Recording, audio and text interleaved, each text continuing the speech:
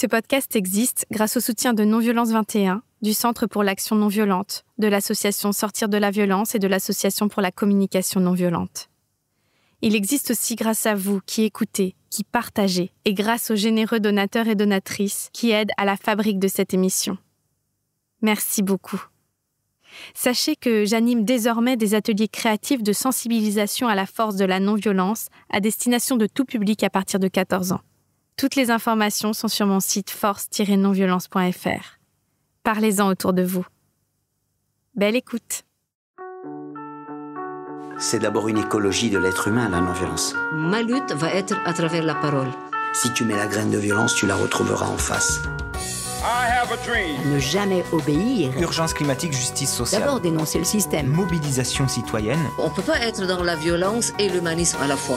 Bienvenue dans le podcast La force de la non-violence. Parce que la force n'est pas l'apanage de la violence, parce qu'on peut changer cette croyance et toute notre culture. Je suis Célia Grincourt et je vais à la rencontre de personnes qui ont choisi la non-violence et les stratégies d'action qu'elle nous offre pour se faire entendre, révolutionner ce monde ou simplement espérer survivre. Être en colère, c'est la bonne santé, vous savez. Désobéissance civile de masse. Dans le changement politique, on n'a pas le droit de rester amateur. C'est une question de vie ou de mort. Il nous faut des armes d'instruction massive. C'est une lutte. Donc l'empathie est le levain de la non-violence. C'est ça notre espoir. Le droit à la non-violence. Le droit à la non-violence éducative. I still have a dream. Ahimsa. 2024. J'aimerais commencer l'année de manière un peu originale avec une rencontre sous forme de dialogue et non d'interview, même si je suis toujours un peu en dialogue avec mes invités, bien sûr. Mais là, je suis aussi l'invité. C'est en effet avec Colin Perrault, mon alter ego au Québec, que je vous propose de passer le nouvel an de la force de la non-violence. J'aimerais que 2024 soit placé sous le signe de l'ouverture et du lien. Nous avons besoin de connexion, nous dit Colin. J'ai même entendu qu'une étude scientifique montre que c'est la qualité des liens qu'entretient une personne avec ses proches qui serait la clé d'une vie heureuse, plus longue et en meilleure santé.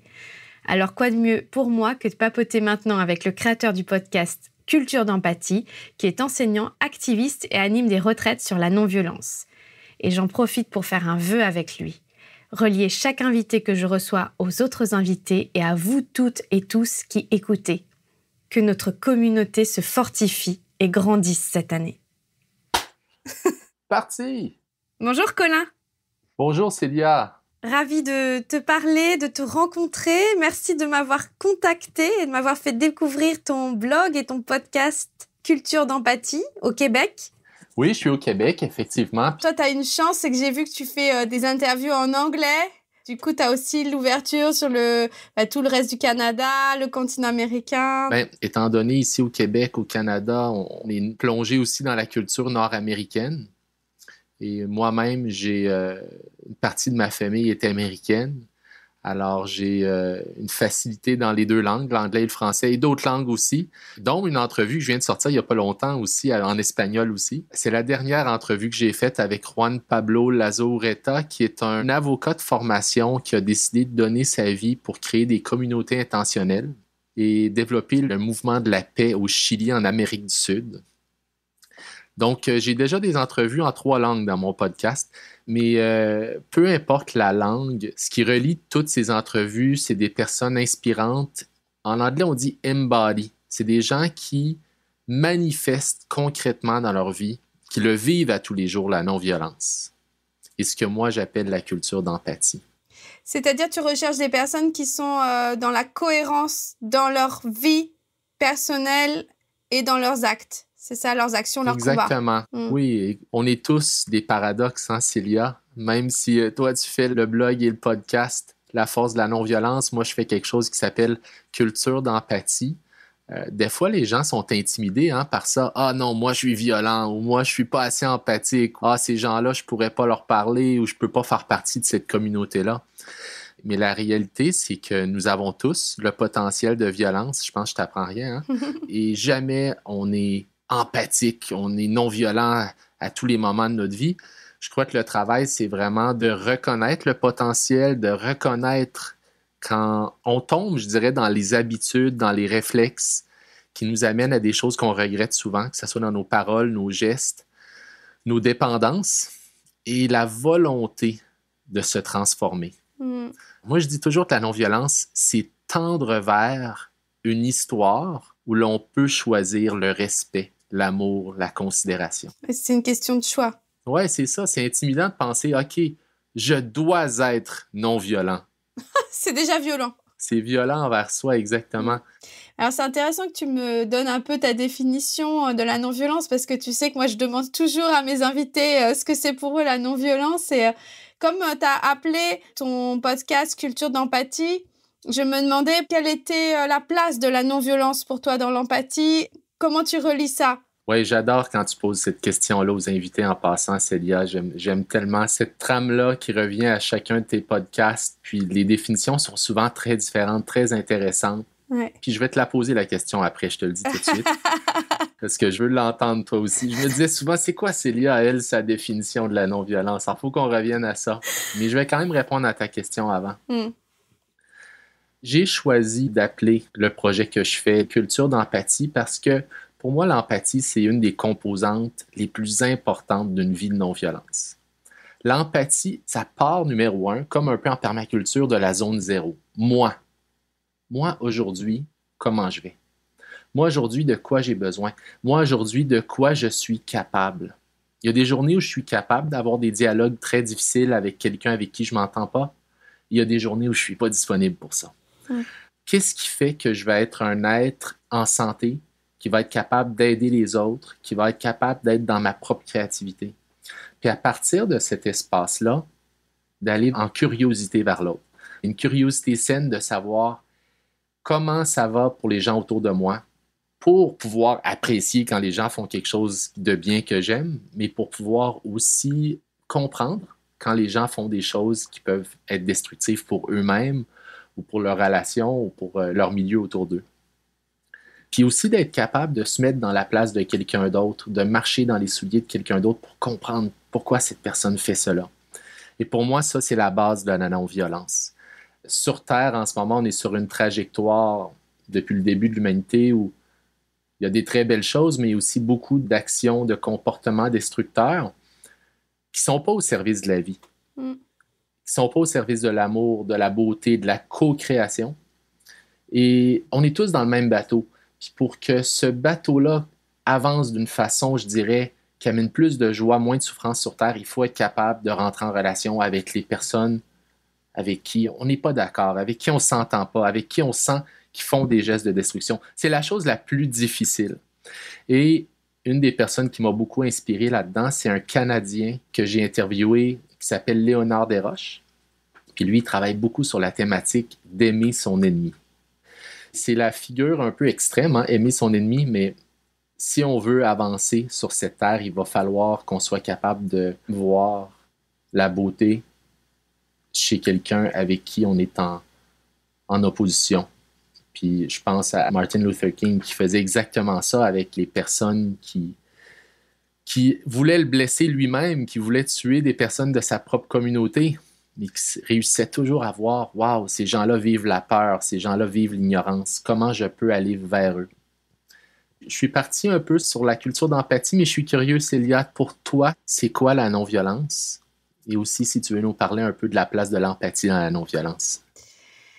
Alors, j'aime beaucoup cette idée d'empathie parce que moi, je parle souvent de culture de la non-violence et je trouve que c'est vraiment beau ce que tu dis, culture d'empathie, c'est encore plus juste parce qu'il y a quand même cette problématique dans le mot non-violence qui est le non, qui ferme quand même un peu les portes, qui repousse un peu quand même des gens, c'est vrai. Et je pense que la non-violence ne passera que par une nouvelle culture.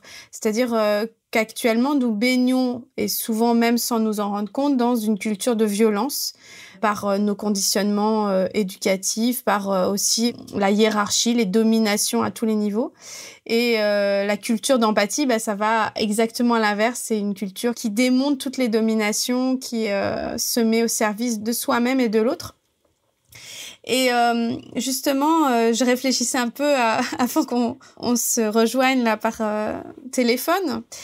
Je réfléchissais à ce que ça pouvait être pour moi la non-violence parce que franchement, je suis presque d'accord avec tous mes invités, mais j'aime beaucoup ce qu'a dit Anton Dums. Il est arrivé, au bout d'un moment, il l'a pas dit tout de suite, mais il a fini par dire l'amour. Et Je crois que l'amour au sens, je sais pas comment on pourrait dire, l'amour de l'humanité, l'humanité en l'autre, l'humanité en soi, ce qui fait communauté, ce qui fait qu'on est reliés les uns aux autres et même on est reliés au vivant en général, peut-être l'amour du vivant, c'est pour moi d'une grande exigence. Et c'est pour ça que la non-violence, c'est exigeant. Et l'amour, nécessairement, ça amène à de l'insoumission. Parce qu'on peut pas se laisser marcher dessus ou laisser son prochain se faire marcher dessus ou laisser les animaux se faire massacrer sans être révolté, sans être en colère, sans avoir envie de dire non. Voilà. Et d'agir pour que ça change. Et ça, pour moi, c'est l'amour. Et c'est un très haut niveau d'exigence, l'amour. Mais même dans une relation de couple, je pense pas que l'amour, c'est le confort. Je pense que c'est l'amour, c'est forcément une remise en question perpétuelle et c'est exigeant et c'est difficile. Et ça me plaît, moi j'aime bien ce côté difficile. Moi je suis comédienne, c'est mon premier métier et j'ai fait vraiment ça aussi avec cette idée du travail sur l'être humain. Qu'est-ce que c'est l'être humain? Comment quelqu'un peut devenir un monstre? Mais c'est pas un monstre, il a fait des choses monstrueuses, mais on a tous un potentiel monstrueux comme on a tous un potentiel de Gandhi ou de Jésus. Et ça me passionne en fait, voilà. C'est très complet comme réponse. C'est vrai que j'aurais pas pu appeler ça la force de l'amour parce que ça a emmené sur autre chose, je pense, beaucoup de gens. Oui. Mais c'est dommage parce qu'au fond, pour moi, c'est plus clair. J'aime aussi beaucoup l'idée de l'art et la révolte. C'est pas ça, la non-violence, mais je trouve que c'est des moyens de transformer la violence. Pour moi, l'art transforme l'être humain et c'est une sorte d'assesse de possibilité d'aller vers ce qu'il y a de plus beau en l'être humain. Et la révolte, ça part toujours de ce fond en soi qui est non à l'injustice. On mérite, on a le droit d'être considéré, on a une valeur, on est interdépendant aussi, ce côté collectif. Oui. Tu dis t'aimes bien l'appellation culture d'empathie, puis je l'ai choisi de façon très consciente parce que, comme toi, j'étais conscient que le mot non-violence, il y a beaucoup de gens pour qui non avant, c'est une négation. Les personnes ont un peu de difficulté. Alors, j'ai dit, bon, l'empathie, c'est quand même quelque chose que les gens apprécient puis souvent veulent développer.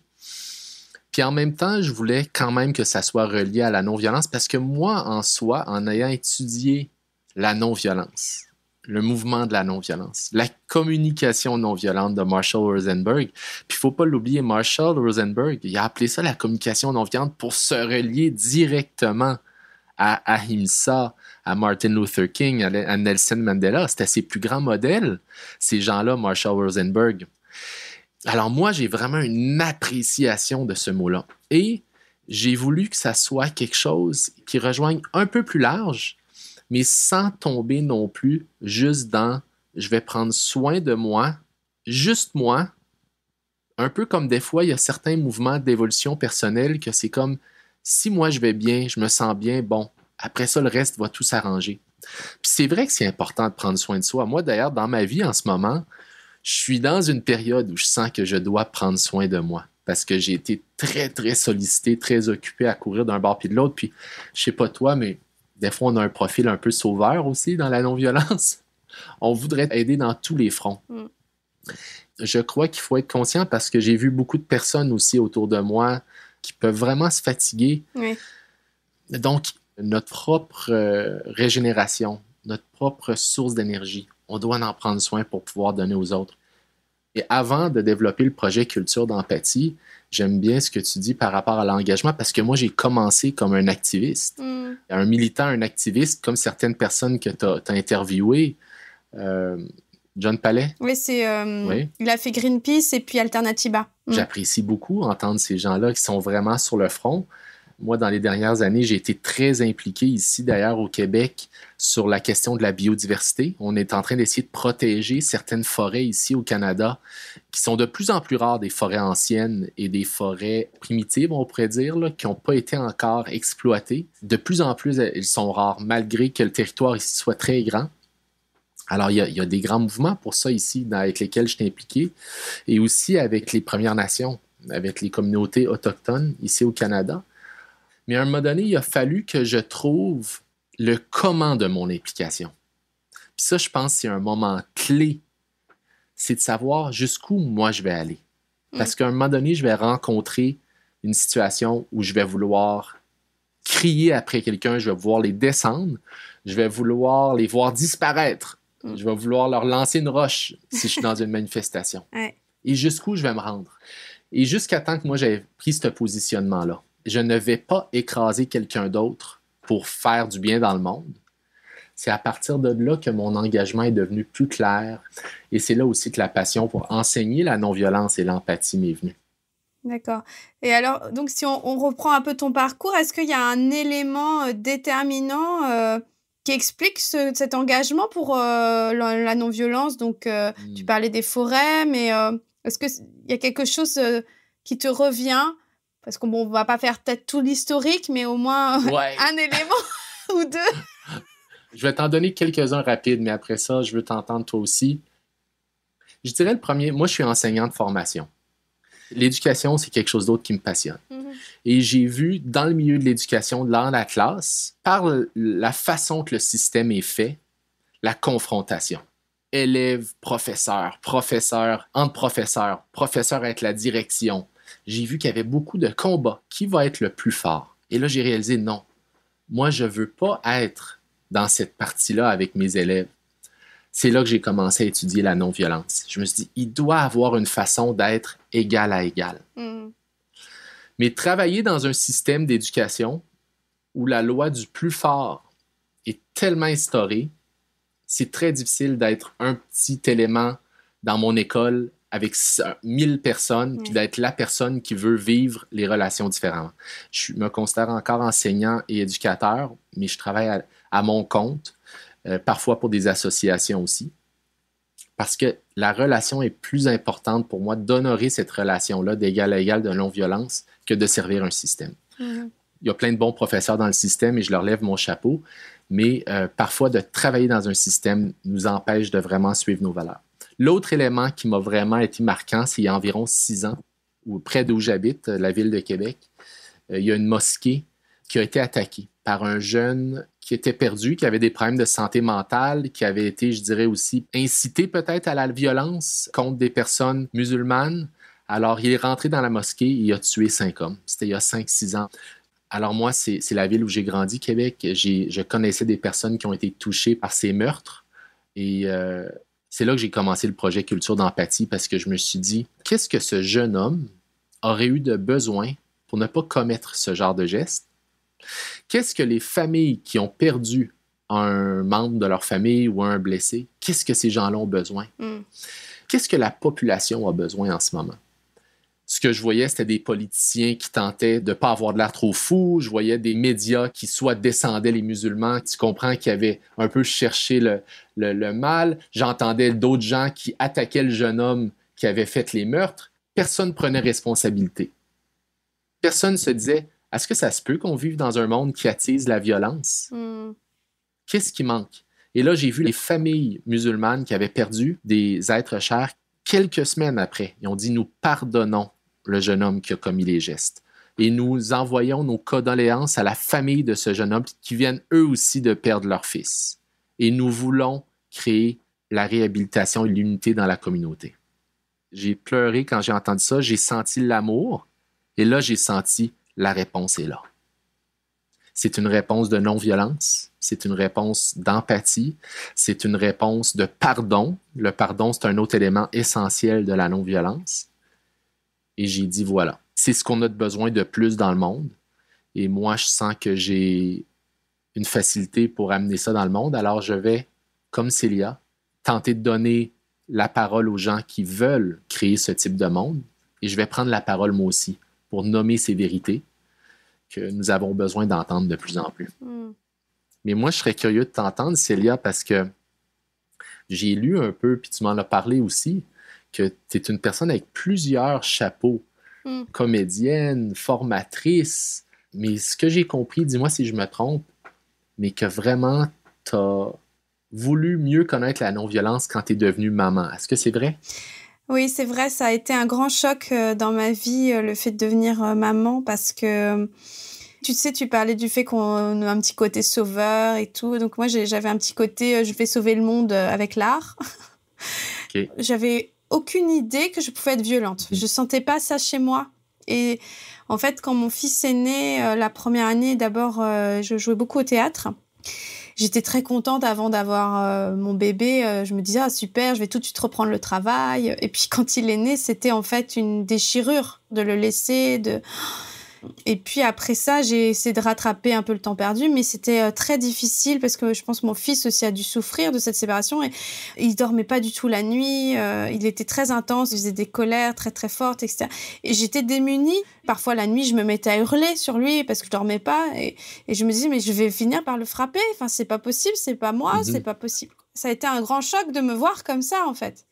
Bon, c'était aussi l'épuisement et tout. Hein. Je dis pas que je suis comme ça quand je suis bien tranquille. Voilà, mais un enfant, ça te confronte à tes limites tellement fort que j'étais hors de moi. Et donc, j'ai commencé à me renseigner. J'ai commencé à lire des livres. J'ai fait une formation à la parentalité. J'ai découvert Isabelle Filiosa, Catherine Guéguen, enfin des personnes comme ça qui expliquent aussi l'immaturité du cerveau chez les enfants et comment on devrait les accompagner au lieu de les brimer. Au contraire, si on est dans l'empathie avec eux, on comprend, on est là pour eux, on les accompagne, eh bien, ils vont pouvoir développer toutes leurs compétences.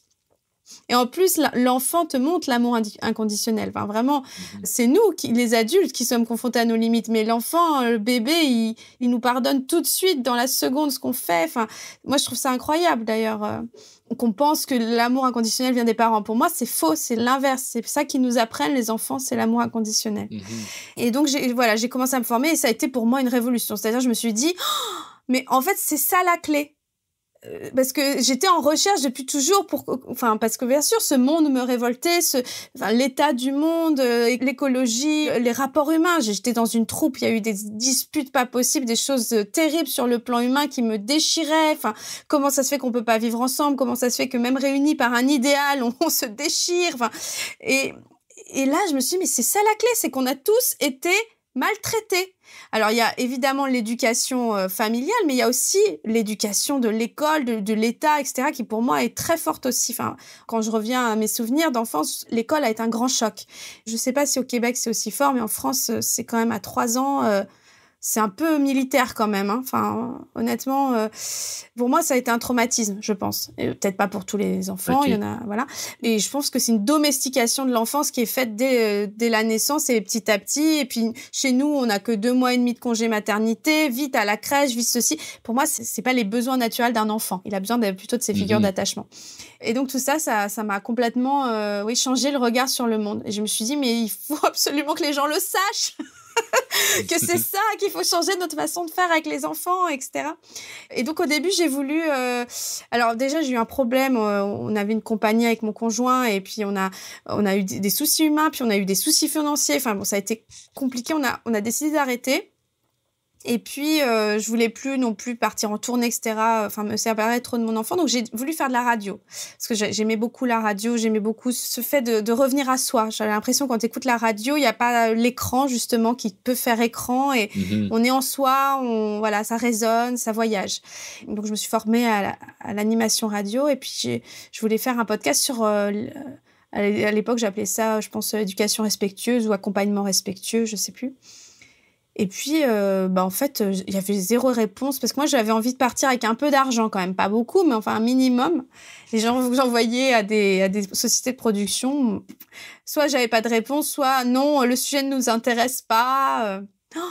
Et puis un jour, c'est en écoutant une émission, je sais pas si tu connais, c'est une émission sur YouTube française qui s'appelle Thinkerview. Je connais pas. Non, bon alors c'est une émission qui a énormément d'audience, etc. Et c'est beaucoup d'invités un peu alternatifs ou en tout cas qui ont un regard un peu neuf parfois sur le monde, qui sont très intéressants. Donc je regardais Thinkerview parfois et un jour il avait un invité qui s'appelait Jean-Marie Muller. Je connais très bien un auteur absolument exceptionnel. Tu n'as pas eu la chance de l'interviewer, hein? Non, en fait, il était déjà malade au moment où il a été interviewé pour Thinkerview. Il est mort en 2021 et il était trop malade pour que je l'interviewe déjà quand j'ai commencé le podcast, puisque j'ai commencé qu'en 2020. Et l'animateur était très, très rentre-dedans. Et je me dis, mais c'est dommage, il le laisse pas parler. Moi, j'avais jamais réfléchi à la non-violence en général. Donc, et à un moment, l'animateur, il lui dit que oui, c'est pas très sexy, la non-violence. Ah, ça m'a énervée. Je me suis dit, mais qu'est-ce qu'il faut? Pour être intéressant dans le monde, il faut être sexy. Enfin, c'est vraiment, ça m'a agacée et ça m'a titillée. Je me suis dit, je vais m'intéresser à ce sujet. J'ai lu, du coup, Jean-Marie Muller, j'ai écouté John Palais aussi, j'ai écouté plein de gens, et je me suis dit, mais en fait, c'est un sujet vaste. C'est toute une culture, justement. Voilà, c'est toute une culture. Et même si moi, personnellement, je pense que la porte d'entrée, c'est l'éducation, c'est passionnant de s'intéresser à la justice restaurative, à comment on traite la terre, à la stratégie d'action non violente, à la communication non violente, enfin... En fait, il y a plein de branches et toutes se rejoignent. Et donc, je me suis dit, ça, c'est un sujet de podcast. Célia, je trouve ça tellement intéressant ce que tu dis parce que aujourd'hui, dans notre société, faut qu'il y ait de la controverse. Faut qu'il y ait quelqu'un qui se fasse descendre, qui a de l'air fou. Comme en politique, hein? Faut toujours qu'il y ait un qui ait de l'air fou, faut que l'autre ait de l'air plus intelligent. C'est toute l'histoire, la vieille histoire de l'écrasement, de l'exploitation, de la domination. Moi, j'appelle ça la vieille histoire de la domination. Puis, parfois, on pourrait se dire, Célia, puis Colin, puis toutes sortes d'autres gens qui font des choses extraordinaires autour de cette thématique-là, il va falloir qu'on compétitionne avec ces gens-là pour être plus original, pour exciter, titiller les gens un peu plus. Mais l'affaire, c'est que je pense pas qu'on joue la même partie. Je crois qu'il y a quelque chose en tous les êtres qui sait qu'à travers toute la complexité de notre monde aujourd'hui, la violence, les guerres, les conflits, les armes de plus en plus complexes, les technologies de plus en plus complexes, l'intelligence artificielle, j'ai l'impression qu'on le sait, que la réponse à mieux vivre sur Terre ne viendra pas de plus de complexité. C'est souvent dans la simplicité qu'on trouve le plus de satisfaction dans nos vies. Et que la réponse à tous ces mots-là de destruction de nos milieux de vie, destruction de la biodiversité, la déconnexion, les conflits entre les gens, que c'est quelque chose d'extrêmement simple qui peut venir rapatrier tous nos morceaux, réconcilier. Et la non-violence, à quelque part, est une réponse assez simple. Oui. Tu sais, ça fait 10, 15, 20 ans que j'étudie, que je lis sur la non-violence. Et constamment, il y a des gens qui s'intéressent à la non-violence, qui écrivent dessus. Récemment, je suis tombé sur un texte absolument fabuleux que j'espère peut-être interviewer cet homme-là éventuellement. Il s'appelle Alain Refalot, un Français. Je devais l'interviewer, là, il y a quelques temps, il était malade. Là, tu commences à me voler mes podcasts, là, toi, là. C'est bon. Écoutez, vous avez besoin d'écouter les 2 podcasts maintenant, OK? Culture d'empathie et la force de la non-violence. Il a écrit un article récemment. Écoute, si tu n'as pas lu l'article, c'est moi qui l'interviewe en premier, OK? Je pense que je les lis tous parce que je suis abonnée. C'est un article qui s'appelle « La force de la non-violence ». Donc, le nom de ton podcast. Et il explique comment qu'on s'est trompé un peu sur c'est quoi réellement la force. Est-ce que la force, c'est réellement d'être capable de faire taire mon enfant quand il fait quelque chose que j'aime pas? Est-ce que la force, c'est réellement, en ce moment, Israël qui bombarde Gaza et Hamas qui tente, avec les moyens du bord, de répliquer? Est-ce que la force, c'est vraiment la Russie, l'Ukraine? Mais dans cet article, ce que j'adore, c'est de dire quelque chose d'autre est possible. C'est possible, avec notre créativité, de trouver d'autres solutions que la violence. C'est simple dit comme ça. Le faire, c'est la chose la plus dure au monde. C'est exigeant avec nos enfants, avec nos amis, avec nos voisins, mais c'est extrêmement exigeant aussi à un niveau communautaire, régional, mondial. Et beaucoup des gestes de violence que les gens font viennent de traumas, viennent de violences transgénérationnelles que ces gens-là ont vécues. Alors là, à un moment donné, il faut qu'il y ait quelqu'un qui a la force de dire « je ne réplique pas ». Et puis si tu me permets, je vais nous amener un peu vers quelque chose que toi tu fais que je trouve très intéressant. Tu fais des ateliers. Ouais. auprès des jeunes Ouais. sur la non-violence. J'ai lu ça sur ton site Internet. Je trouve ça extraordinaire, la description que tu fais. Je voudrais que... Parle-moi peut-être de ce que tu veux par rapport à ça, mais peut-être parle-moi d'une scène qui te vient à l'esprit rapidement. Quelque chose de beau que tu as vécu en travaillant avec les jeunes. Oui, j'ai vécu certaines expériences assez incroyables. C'est surtout, moi, ce qui me marque souvent, c'est ce qui ne semble pas du tout gagner et qui finalement se retourne quand une situation très compliquée et qui, par la force de la non-violence, se solutionne. Le souvenir qui me revient, c'est avec une classe SECPA. En France, ce sont des classes... en fait, au collège, pour des élèves qui n'ont pas acquis les connaissances, on va dire, c'est défini comme ça, hein, les connaissances du tronc commun qu'on est censé avoir au collège. Et souvent, ce sont des élèves en grande difficulté scolaire et en grande difficulté sociale aussi. Parfois, des enfants qui ont été battus ou des choses très dures vécues par les jeunes qui sont dans ces classes. J'ai eu la chance de travailler à plusieurs reprises avec des classes comme ça, mais là, dernièrement, j'ai travaillé avec une classe SECPA sur des situations de violence qu'ils vivaient. C'est des jeunes qui sont souvent issus de cités et la plupart du temps, quand on parle avec eux de violence, les situations qui leur viennent, c'est toujours les policiers qui les coursent. Évidemment, ce sont des situations qu'ils vivent, hein. Mais ils vont pas parler facilement de la violence domestique, du sexisme ou des choses comme ça. Et j'étais avec une classe qui était très fermée globalement, je dirais, au thème que je proposais. Et notamment, il y avait une fille qui était assez meneuse dans la classe, qui refusait absolument tout ce que je proposais, tous les exercices, parce que je fais des jeux, je fais plusieurs exercices de groupe pour aussi aider le groupe à se détendre, à se former, à travailler ensemble. Et c'était non, tout le temps non. Et au fond, ça donne à réfléchir sur le pouvoir du non. Parce que ce que j'ai compris aussi en travaillant avec ces jeunes personnes, c'était que le non était leur seule arme face à des adultes qui pouvaient l'entendre, parce qu'ils ou elles n'ont pas pu dire non à plein de situations de violence. Et donc leur seule manière de s'affirmer, d'exister, c'était de dire non. Et non, c'est non, hein. Je devais tout de suite trouver d'autres exercices à faire, d'autres propositions. Et il y avait une de ces jeunes filles qui était vraiment très virulente envers moi, qui me montrait un visage vraiment très agressif. Et honnêtement, la première fois et même la deuxième fois que j'y suis allée, j'étais mal, hein. J'étais vraiment mal. La deuxième fois, j'avais la boule au ventre, hein, parce que je me disais, oh là là, mon Dieu, je vais encore me prendre des insultes.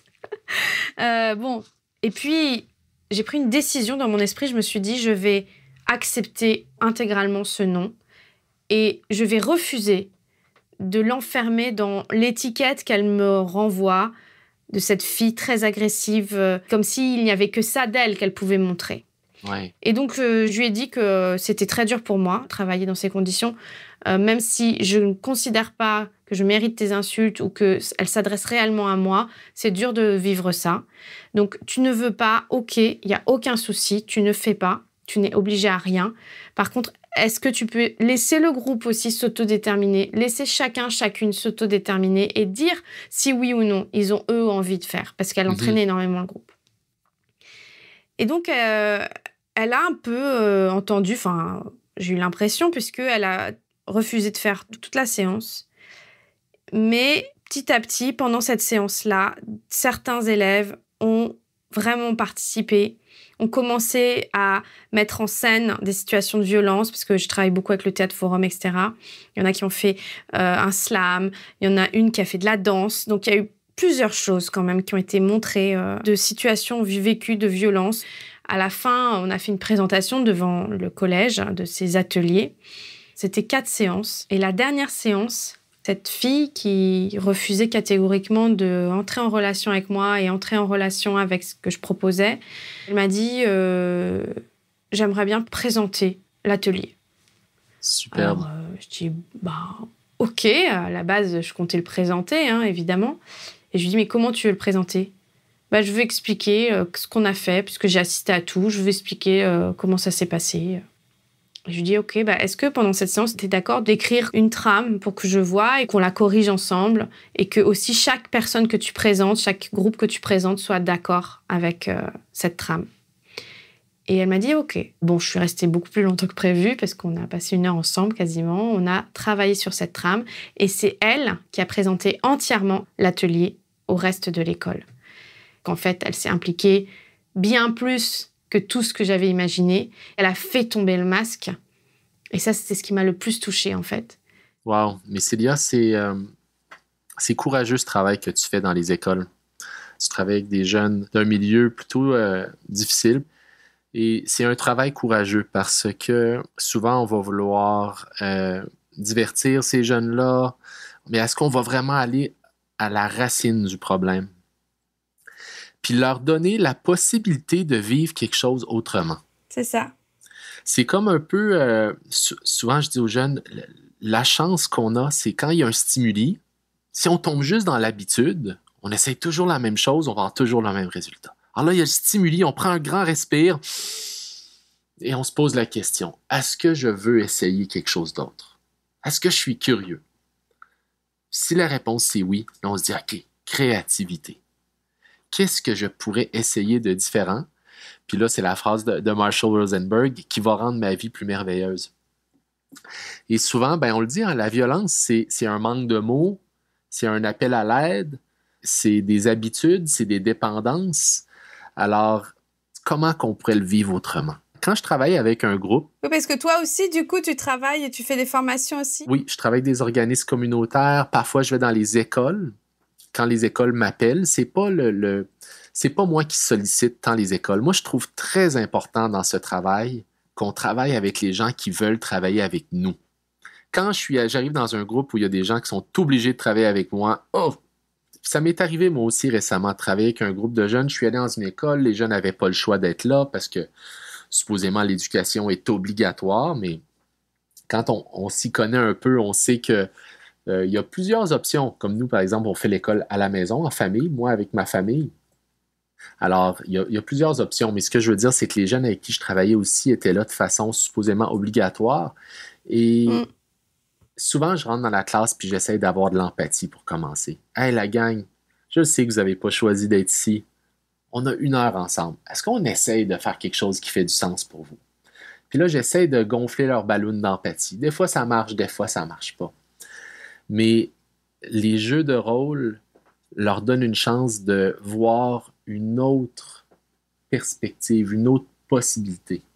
Et tu sais, par rapport à cette histoire de choix, moi, je me souviens avoir fait un jour un remplacement c'était des ateliers de théâtre. Donc, pareil, les élèves n'ont pas le choix. Après la classe, ils doivent aller chacun dans des ateliers. Donc, j'ai un groupe de jeunes qui n'ont pas du tout, la plupart, enfin, certains ont envie, mais certains n'ont pas du tout envie. Et on est dans le gymnase, donc là où il fait le sport. Et il y a des garçons, ils prennent les ballons et ils veulent absolument pas faire du théâtre. Et je me suis dit, qu'est-ce que je fais? Je suis censée les forcer, d'après mon contrat. Hein. Mais je me dis, bon, on va essayer de passer un contrat avec eux. Donc, je leur propose de jouer dans un coin du gymnase. Et la seule chose que je leur demande, c'est qu'à la fin, on se réunisse tous et puis ils regardent le travail de théâtre que ceux qui ont fait du théâtre vont leur présenter. Et ils sont d'accord. Puis donc, à la fin, juste, on présente les scènes. La fois suivante, ils voulaient tous faire du théâtre. Mm-hmm. Et je me suis dit, c'est le bon chemin. Mais on n'a pas toujours cette faculté de créativité dont tu as parlé tout à l'heure. Mm-hmm. Là, je me suis senti le courage de le faire parce que je savais très bien que si une responsable venait et voyait ça, je serais virée. J'adore ça parce qu'au fond, les jeunes sont intéressés parce qu'on leur parle d'eux. Toujours, mon angle est sur toi. Qu'est-ce qui se passe pour toi? J'amène une curiosité, puis si tu me permets, Célia, là, tu parlais de créativité aussi. Je fais des retraites. Je fais des retraites en personne, mais je fais des retraites en ligne aussi. Donc, peut-être s'il y a des gens qui s'intéressent en France, c'est peut-être plus qu'en personne que c'est possible. Puis, dans ces retraites-là en ligne, j'ai ciblé certains mots, puis le concept, c'est que les mots commencent tous par C. Puis ensemble, on explore ces mots-là qui viennent renforcer notre capacité de non-violence, notre capacité à développer une culture d'empathie. Parce que réellement, ce qu'on veut en faisant nos podcasts, nos projets, c'est que la non-violence devienne une culture. une culture de vie sur Terre. Et on travaille sur la curiosité, je l'ai parlé plusieurs fois aujourd'hui. La créativité, le courage, on a parlé de courage aussi déjà ensemble aujourd'hui. La considération, c'est quoi l'histoire de la personne? La clarté dans nos ententes. Et tout ça, ça l'amène la connexion. Les humains, on cherche toute la connexion. Puis moi, cette image-là m'est venue à un moment donné quand j'étais dans une forêt qui venait d'être coupée. J'avais le dos contre un grand pin blanc, des immenses pins dont il en reste plus tant que ça au Québec, mais qui étaient les arbres qu'on prenait pour faire les mâts des bateaux qui traversaient entre la France et le Québec dans les années 16, 17, 1800. Là, j'ai demandé au pin, j'ai dit, qu'est-ce qui fait que l'humain agit comme ça? Pourquoi il y a tant besoin de consommer, de se chicaner, de descendre l'autre? Puis j'ai demandé à l'arbre, qu'est-ce qui manque? Puis le mot connexion est venu. Si on avait plus de connexion avec nos enfants, avec notre communauté, qu'on était moins isolés chacun dans nos maisons, dans nos apparts, quand on connecte, ça l'amène une genre de satisfaction, une satiété qui fait qu'après ça, on n'a plus tant besoin d'aller vers la consommation, les relations un peu qui ne nous nourrissent pas. Oui, c'est moi ce que j'appelle être en lien.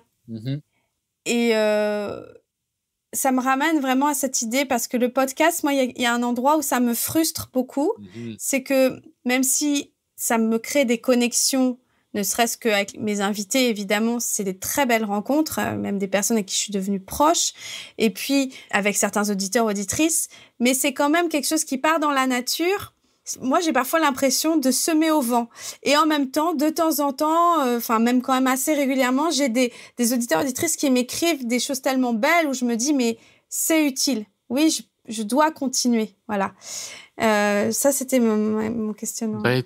Moi, Célia, tu dois continuer parce que moi, j'aime beaucoup tes podcasts. Pour Colin. Ouais, il y a des centaines, des milliers de personnes qui t'écoutent. Moi, les podcasts, c'est une façon d'agrandir la communauté. Je commence souvent mes podcasts « Bonjour communauté, culture d'empathie ». J'ai l'impression que la communauté s'agrandit. À chaque personne avec qui je parle, je la relie à toutes les autres personnes à qui j'ai parlé. En parlant avec toi, c'est la même chose. On tisse une toile. Et on garde cette flamme-là vivante. C'est possible. Parce que, tu sais, si tu écoutes les médias, il n'y a personne qui dit que la paix ou la non-violence est possible. Tout le monde dit « Ah, lui a bombardé lui parce que lui avait fait ça, puis regardez le monstre qui est là. » On garde cette philosophie-là d'une culture d'empathie, puis que les gens puissent se l'approprier à leur manière. Puis, je vais être honnête avec toi, j'ai vraiment développé beaucoup des amitiés avec les gens avec qui j'ai interviewé. Il y a des gens qui étaient des amis déjà, il y a des gens que j'ai connus. Et souvent aussi, c'est des gens qui viennent aux retraites que je fais l'été par la suite pour venir faire un atelier, pour faire partie de cette communauté-là, pour grandir, pour se sentir moins seul. Parce que même quand on est ultra connu, comme toi en France, Célia, on peut se sentir seul parfois. Ouais, je le sais. Ultra connu. Je le sais. Mais moi non plus. Mais on peut se sentir seul quand même. Même si les gens ont l'impression, ah, Colin, oui, il fait des ateliers, il fait ci, il fait ça. Célia, elle est sur scène, elle est occupée toujours. Hey, on peut se sentir seul quand même. Je crois que c'est un peu la nature de nos sociétés. Oui. Qu'on est vraiment un peu à la course. Moi, en tout cas, de te rencontrer puis de faire la connaissance avec toi puis de partager sur ces podcasts et de partager aussi nos communautés. Donc, je dis bonjour à toute la communauté Force de la non-violence. Moi, je dis bonjour à la communauté québécoise et pas que québécoise d'ailleurs, anglophone aussi, si on ne sait jamais qu'ils écoutent. C'est international. Tous les deux, on a des communautés internationales qui se rejoignent. On se rejoint, puis on fait partie de la même communauté. Alors, je te remercie, Célia, de marcher ce chemin avec moi. Merci aussi à toi, Colin, vraiment.